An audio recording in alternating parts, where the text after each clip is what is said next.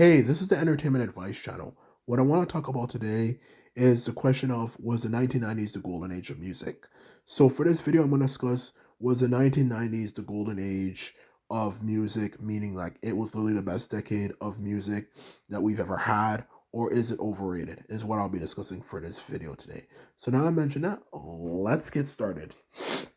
So when it comes to the question of, was the 1990s overrated or was the golden age of music, the simple answer to that question is yes. The 1990s was the golden age of music.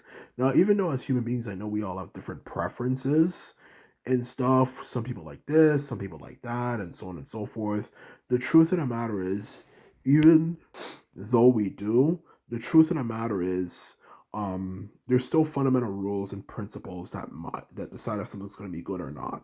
Whether it can come down to diversity of sounds, or it could be come down to complexity, and so on and so forth. It literally determines if something's of good quality or it's not of good quality. Okay, and when it comes to the 1990s, when it comes to music, regardless of what music genre you're into, whether it's rap, pop, rock, whatever, the 1990s fundamentally, in an objective way, was a master of it all. Okay, for and there's many reasons why, but the first reason, there are two reasons why I'll list why 90 music 1990s music was absolutely the best music for music in general. Is that the first reason why is that it was a better balance between upbeat and downbeat music.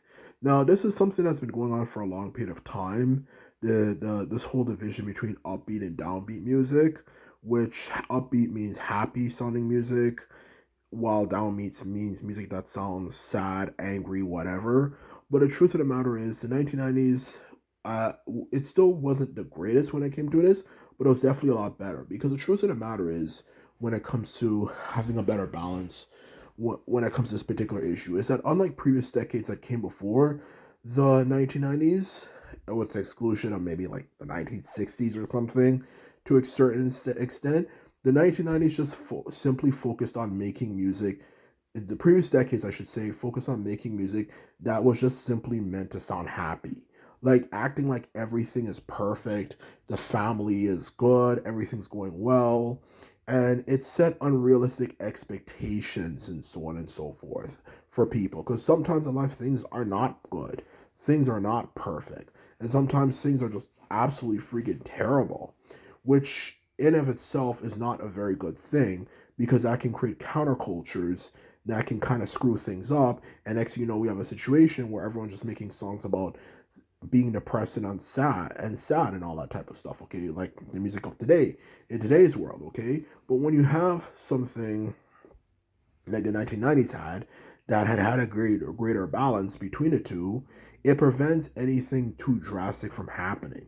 Because the thing about 1990s I find interesting is that even for the songs that sounded sad and were more meant to be downbeat, when you actually listen to the lyrics of it, it still had an upbeat sound, an upbeat feel to it, if anything. And that's the truth of the matter when it comes to that particular issue. And yes, there were some straight up downbeat songs, but there was still balance of songs that were actually quite happy and enthusiastic about life, okay? Because that's the truth of the matter about life, okay? Life, as long as you're trying and you're being serious, is a mix of good and negativity. It's not one specific thing. You might have negativity for a period of time, like you're hungry one day and so on and so forth, and things are not going well, but then the next day comes up and you have a really great day, or you have this or you have that. And that's the truth about life. Life is a cycle, for that matter, okay? Between negativity and positivity. So you can't try too hard to make it seem like everything is negative, just like you wouldn't try to make sure everything is positive. And that is the truth of the matter. The 1990s was a better balance between those two worlds. Not to mention, it focused more on actually telling a story instead of music that's more focused on getting you in a mood, which is good because story is extremely important. And it kind of helps it helps resolve the issue of why do I listen to music for? It's to tell a good story, which eventually one of these days I'll get more into that particular topic for that particular issue. But the truth of the matter is, back to what I was saying before, you need to have a balance. Because the truth of the matter is, upbeat music, obviously, as I'm certain we're all aware, is probably the most important type of music. Well, not even the most important type of sounding music. It is the most important type of sounding music because who wants to spend their time listening to music that's downbeat and gets you angry? You want something that uplifts you. Because the whole purpose of life, even though in life we're not really taught this, we're taught that our main purpose in life is to eat, drink, and procreate, which of course evolutionists have taught us. But in all actuality, the main purpose of living is to be happy. That is the truth of the matter. The main reason why we exist is to be happy, okay? As long as your interpretation of happiness is realizing that happiness doesn't mean you have to hurt anyone or do anything bad to anyone, the truth of the matter is we are all designed to be happy. And when it comes to, of course, that particular issue, that point I was getting at previously, as long is that as long as you're not trying to hurt anyone, there's nothing wrong with being happy. And the truth of the matter is, that is why we exist on this planet. That's why when we live on this planet, okay, whenever we're miserable all the time, we always get sick, whether it could be a physical ailment or psychological issues, we always get sick because humans were designed to be happy. We are more designed for that than anything else. That is the truth of the matter. Okay? That is the truth of the matter.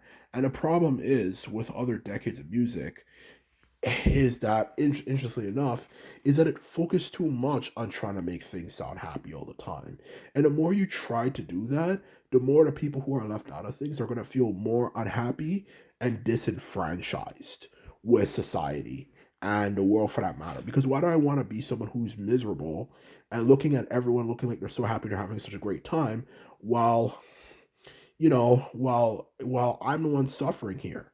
That's the truth of the matter. And that's why some people hate upbeat music and music that talks about luxury living and all that type of stuff so freaking much. Okay? And the more you kind of try to do that, the more you create a counterculture that when it kind of takes off, then all people want to hear about is talking about negativity, because that's all that's going to sell. So the truth of the matter is, the 1990s at least kind of balance that out a bit, because even though you had grunge music that was notorious for being unhappy and talking about being miserable and all this type of crap, um, which it was good music, but the message was definitely not the greatest. But even then, like you had that type of music that was talking about this stuff. You also had pop music that was very upbeat. You also had rap music that, even though it was quite a downbeat mostly, it still talked about high beat, upbeat things. From time to time, like luxury living, like whatever. You get the point. Like it had something for everyone, and that's the truth of the matter. So that is the honest truth. It had something for everyone. So it was a good balance without trying to screw things up. Which brings me to my other point about why the 1990s was the greatest decade for music. Is it simply comes down to the fact that the 1990s also had the greatest sound variety. Because unlike decades that would come later on, particularly the 2010s and even the 2020 so far, the music didn't all sound the freaking same. Okay? There was diversity for everything. If you're into music that was kind of more slowish or something, it had something for you. If you like certain particular instruments, it had something for you. If you had like a particular style, it had something for you. And every artist, regardless of genre, whether it could be rock, rap, pop, you know, EDM, electro music, whatever you like to call it, so on and so forth, had their own unique style and their own unique way they did music. They didn't all sound like the same like musicians today. And as a truth of the matter, that's what also made it so good and so addicting, in all honesty, to be honest with you. Well, music today, you listen to one artist and another artist, they all sound the same. So the truth of the matter is, that's what made it so great. And I think that literally music over 20 something years ago is still better than music today is really sad in of itself. So that's what I have to say for that matter. So anyway, this is my video. Um, I hope you found it informative and as well as unbiased, because I'm speaking honest truth here. And I just remember, if you like this video and videos like this, remember to thumb this video up and hit the subscribe button. And this is all I have to say, and simply put it out. So bye.